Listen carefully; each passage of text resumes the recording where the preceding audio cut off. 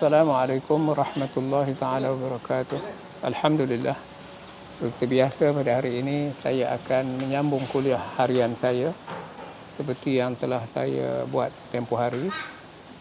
Jadi untuk hari ini saya sebagai bekas ketua saintis dunia, saya akan mengemukakan pandangan saya untuk saintis-saintis di seluruh dunia seperti yang saya dapat daripada keratan akhbar di dalam berita harian tempoh hari.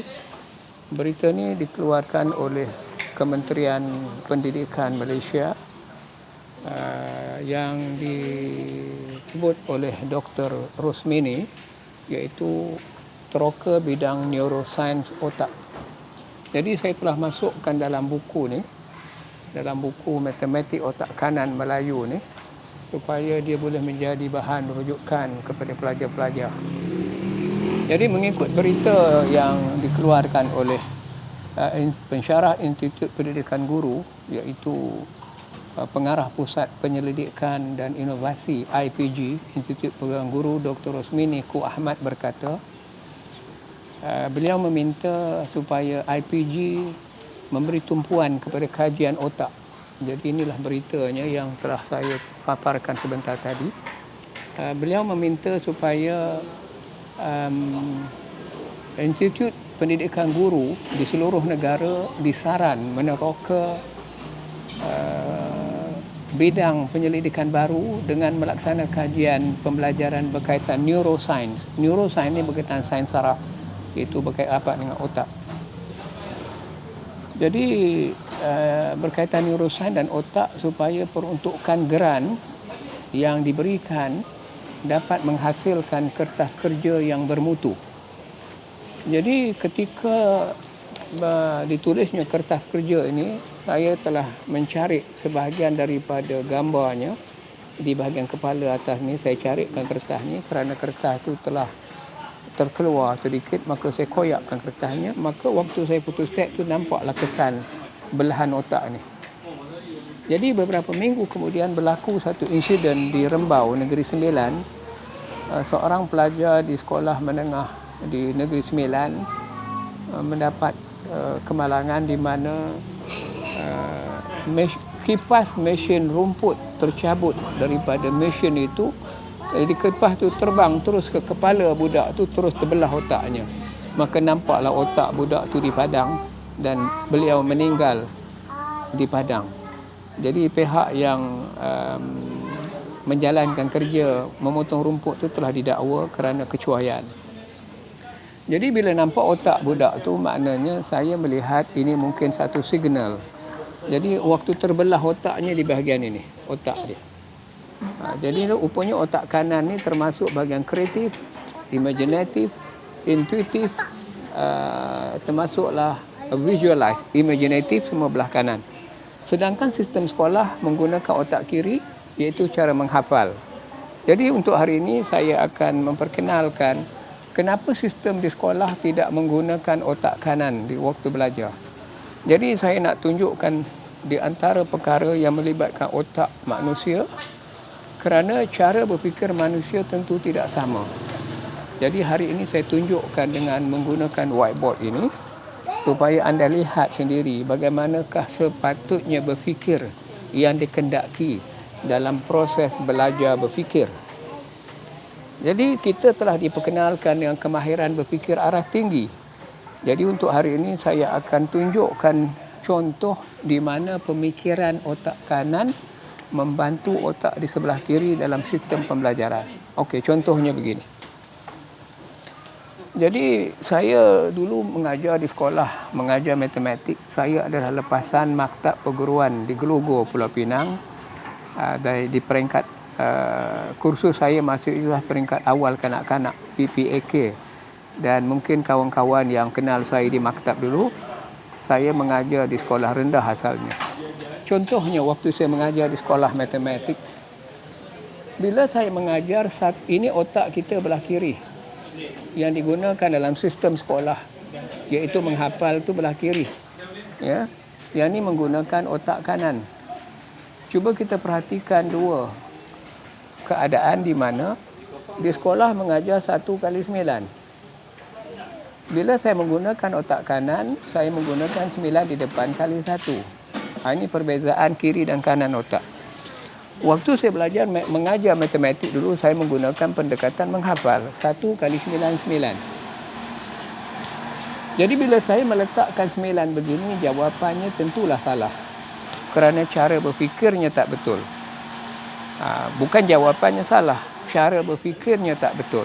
Maka bila cara berfikir tak betul, automatiklah salah jawabnya. Jadi 1 kali 9 tak boleh kita letakkan 9 sahaja. Kerana kedudukan 9 ni nanti jawapannya salah. Untuk itu saya alihkan ke belah kanan. Supaya tidak menjadi masalah untuk budak berfikir. Jadi bila saya alihkan ke kanan, bermakna saya akan meletakkan 9 kali 1. Budak-budak akan membayangkan. Sebelum 1 ialah kosong. Ini akan jadi 9. Maka inilah yang betul. Kerana kedudukan rumahnya 0, 9 sah. Tetapi di sekolah mengajar 1 kali 9, 9. Kedudukannya tidak betul. Jadi bila kedudukannya tidak betul, jawapannya pun tidak betul. Jadi untuk membetulkan keadaan, kita menggunakan belah kanan otak kita.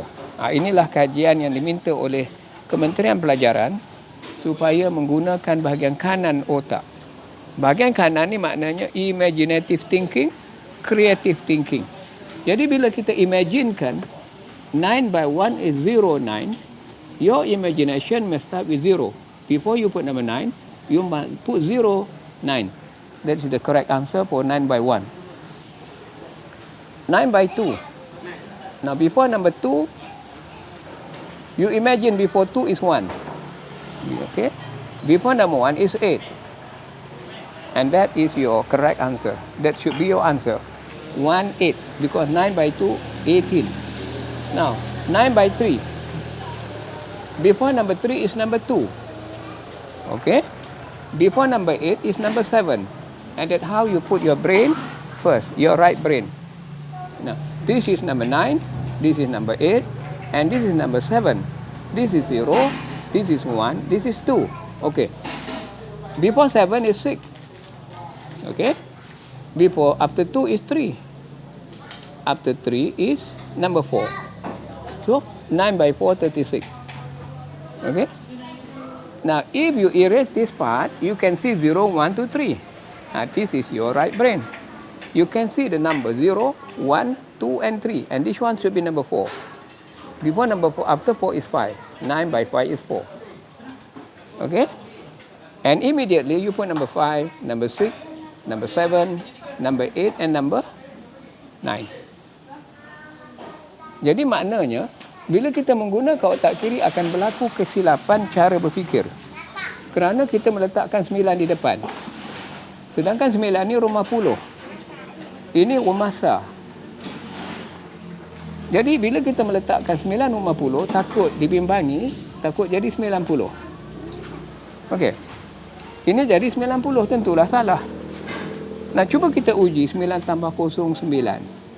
1 tambah 8, 9. 2 tambah 7, 9. 3 tambah 6, 9. 4 tambah 5, 9. Itu kedudukan yang sebenar. Jadi bermakna, untuk membetulkan cara berfikir, maka letakkan 9, 5, 6, 7, 8. Di sini 9. Di sini 9. Yang ini sepatutnya kosong. Baru jawapannya betul dan tepat. Kalau anda meletakkan 9 di rumah sah, maka itu betul. Kerana 9 ni duduk rumah sah. Yang menjadi masalah di sekolah, 9 diletak di depan. 9 kali 1, 9. Jadi 9 beginilah cara berfikir yang tidak betul. Jadi untuk membetulkan cara berfikir, kita kena semak balik. Cara berfikir yang tepat, yang betul dan boleh diterima pakai. Ya? Inilah di antara contoh di mana menggunakan otak kanan tadi, kita boleh membuat keputusan yang tepat. 8, 9, 0, 1. Jadi untuk menjelaskan kepada pelajar-pelajar supaya dia dapat menggunakan otak belah kanan, saya mencadangkan supaya ada pemadam, ambil whiteboard, ambil ni. saya mencadangkan supaya pelajar-pelajar diberikan panduan, guideline bagaimana mereka menggunakan otak kanan, otak yang kreatif dulu sebelum mereka menghafal. Okey, contoh yang jelas begini. Kita perhatikan bagaimana sepatutnya mereka boleh menggunakan otak kanan yang berkesan. Contohnya begini. Kita letak 9 dalam kotak.